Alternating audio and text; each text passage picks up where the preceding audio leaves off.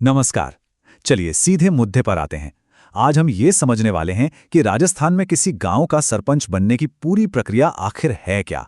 मतलब जमीनी स्तर पर लीडरशिप के हर पहलू को हम यहां समझने की कोशिश करेंगे। तो सवाल ये उठता है कि भाई एक पूरे गांव की बागडोर संभालने के लिए आखिर चाहिए क्या होता है। ये सिर्फ कोई पद नहीं है, ये एक बहुत बहुत बड़ी जिम्मेदारी है।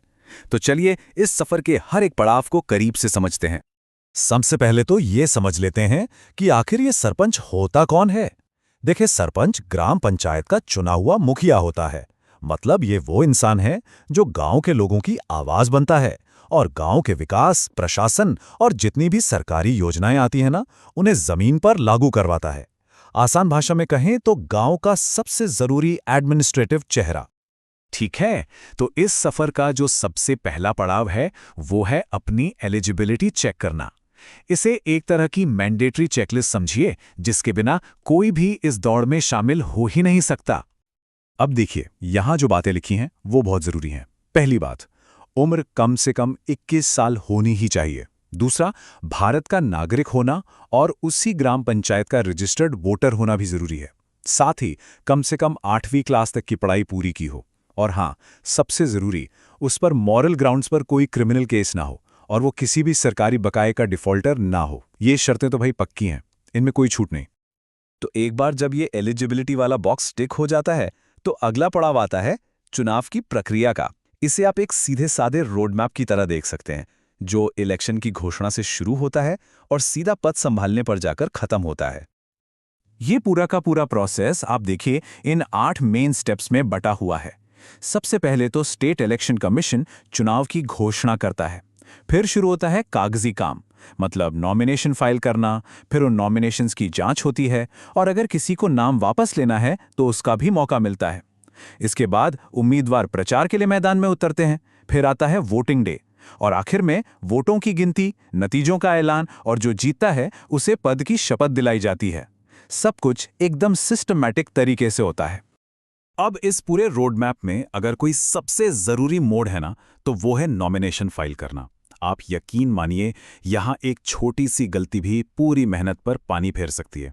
इसीलिए इस स्टेप पर सबसे ज्यादा ध्यान और एक्यूरेसी की जरूरत पड़ती है।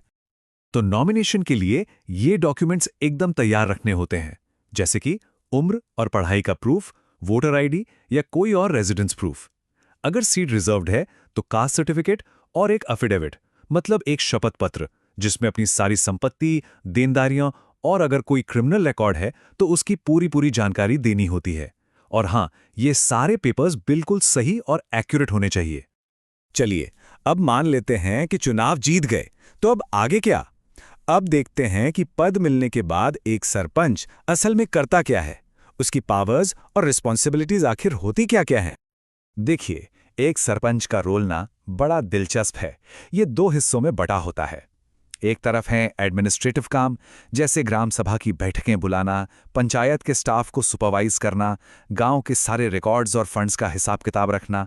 और दूसरी तरफ है डेवलपमेंट वाले काम, जैसे MGNREGA या प्रधानमंत्री आवास योजना को लागू करवाना, गांव में पानी और साफ सफाई का ध्यान रखना। असली चैलेंज तो इन दोनों के बीच बैलेंस बनाने में ही आता है। और इन सब के साथ सरपंच पर एक बहुत बड़ी फाइनेंशियल रिस्पॉन्सिबिलिटी भी होती है। मतलब ग्राम पंचायत का बजट तैयार करना, सरकारी पैसों के इस्तेमाल में पूरी ट्रांसपेरेंसी रखना और जितने भी गवर्नमेंट ग्रांट्स आते हैं उन सब पर नजर रखना। सीधी सी बात है, जनता के पैसे का सही इस्तेमाल हो, ये पक्का करना सरपंच की सबसे बड़ी जिम्मेदारी है। तो ठीक है, चुनाव जीत लिया, पद भी संभाल लिया। अब लाइफ एज अ सरपंच कैसी होती है? चलिए अब इसकी हकीकत को समझते हैं।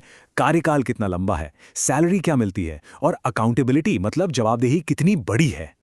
वैसे तो सरपंच का कार्यकाल 5 साल का होता है, लेकिन ये कोई गारंटी नहीं है। अगर कोई सरपंच भ्रष्टाचार में पकड़ा जाता है या अपनी जिम्मेदारियों को ठीक से नहीं निभाता, तो उसे 5 साल से पहले भी पद से हटाया जा सकता है। ये पद लगातार परफॉर्मेंस और ईमानदारी मांगता है।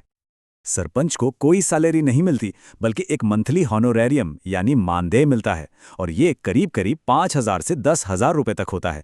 अब जाहिर है, इतनी सारी जिम्मेदारियों के हिसाब से ये रकम काफी कम है। इससे ये बात तो साफ है कि ये पद पैसे कमाने के लिए नहीं, बल्कि सेवा करने के लिए है। हाँ, ऑफिशियल कामों के लिए कुछ अलाउंसेस जरूर मिलते हैं। अब ये देखिए, ये सिर्फ नियमों की एक लिस्ट नहीं है, ये वो बातें हैं जिनकी वजह से एक सरपंच को अपनी कुर्सी गंवानी पड़ सकती है, जैसे कि भ्रष्टाचार या पैसों का गलत इस्तेमाल, या फिर जो जरूरी ग्राम सभा की बैठकें होती हैं वो ना करवाना। अगर इनमें से कोई भी गलती साबित हो जाती है तो पद से हटाया जा सकता है। ये दिखाता है कि पब्लिक ऑफिस में अकाउंटेबिलिटी कितनी सख्त होती है। तो आखिर में उन लोगों के लिए कुछ जरूरी बातें जो इस रास्ते पर चलने की सोच रहे हैं। एक कामयाब और असरदार सरपंच बनने का आखिर फॉर्मूला क्या है? देखिए, कामयाबी के लिए कुछ बातें बहुत जरूरी हैं। चुनाव से पहले ही अपने कम्युनिटी के कामों में एक्टिव रहें। लोगों के बीच एक भरोसा और अच्छी रेपुटेशन बनाएं। जब प्रचार करें तो सब कुछ ट्रांसपेरेंट रखें और झूठे वादे करने से तो बिल्कुल बचें। सरकारी योजनाओं और गांव की असली समस्याओं की गहरी समझ होना आपको एक बहुत इफेक्टिव लीडर बनाता है। असल में ये सिर्फ चुनाव जीतना नहीं है, ये एक सच्ची लीडरशिप बनाने के बारे में है। तो अब जब सरपंच बनने का पूरा रास्ता हमारे सामने साफ है, तो सोचने वाली बात यह है कि एक अकेला डेडिकेटेड लीडर अपने गांव के लिए कितना बड़ा और कितना पॉजिटिव बदलाव ला सकता है।